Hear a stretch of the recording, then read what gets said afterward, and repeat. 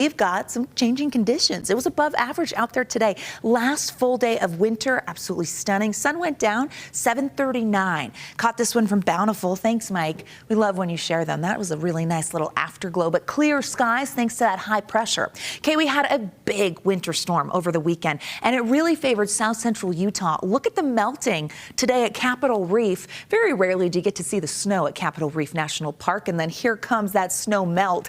Won't take long to lose the snow. They picked up half a foot at the park, 10 inches in Torrey, and those clear skies and warming temperatures are going to allow for that to move quickly. Talking snowpack for a moment.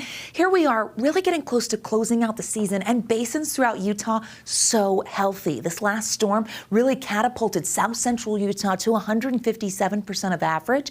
Also the case on the eastern side of the state, but really overall, really great numbers. 126% of normal statewide. Love to see that. We were coming off of a record year last year, so to have this year come through and perform, chef's kiss. Good stuff. All right, we talked snow water equivalent as well, because if we took all that snow from the snowpack map and we melted it down to a liquid, you get SWE. And usually this time of year, 13.5 inches is our typical SWE, but nope, we're sitting at 17, which is great, because what we really go for the beginning of April is 16 inches. So above that this year. Last year we broke a SWE record.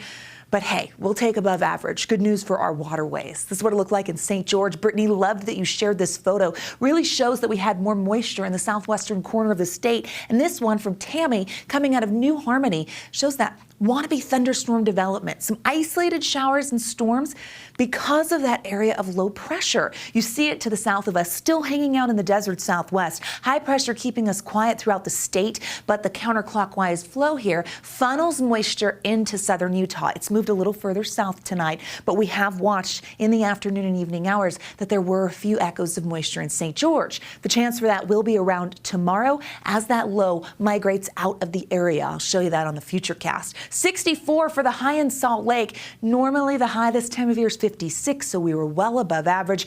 50s and 60s on the eastern side of the state. We were warmer than Moab. St. George hit 71, so a beautiful day in Washington County. So that high pressure allowing for the numbers to climb. Tonight, still pretty mild out there.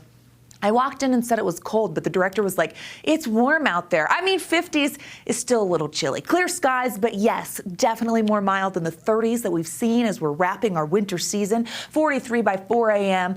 And then as we head to 9 a.m., we're back into the mid-40s with mostly clear skies. Another day of sunshine. Get that spring feeling, because we'll kick off the season at 9:06 tomorrow night. You can see that spring day planner will feel great in the mid-60s yet again with plenty of sunshine. So we're in the spring mindset even before the season changes tomorrow. Okay, there's that low. We're going to watch on the Futurecast here as it begins to lift to the northeast. It will funnel a little bit of moisture into southern Utah, which is why the thunderstorm threat for tomorrow does include the Four Corners and that southern strip of the Beehive State on the state line. High pressure is really the big story, because most Utahns are just going to see sunshine with above average temperatures. Eventually, as we make it through the midweek, we'll get a little more cloud cover rolling into Thursday. That high pressure will move away, and that will open the door for our next round of wet weather. Forewarning you now, that looks like the weekend. We're going to see increasing cloud cover Friday with southwesterly flow, but right now this looks like a valley rain mountain snow setup that will begin to impact us with scattered showers for your Saturday. Notice how the scattered moisture holds on through your Sunday, and we start to build back when it comes to wet weather potential. Okay, tomorrow, here we go. How about some 60s? 66 in Salt Lake, upper 50s in Logan, low 60s in Provo. We'll match Moab, 70s yet again in St. George.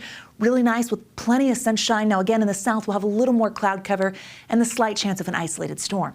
As we look at the St. George 7-day though, oh, those 70s look beautiful. 75 on Friday. Hold on, I may have to go to St. George. So stunning isolated showers as we head into early next week for the south. For northern Utah, we'll see the 60s flirting with 70s on Wednesday and Friday, and then here comes that wet weather for the weekend.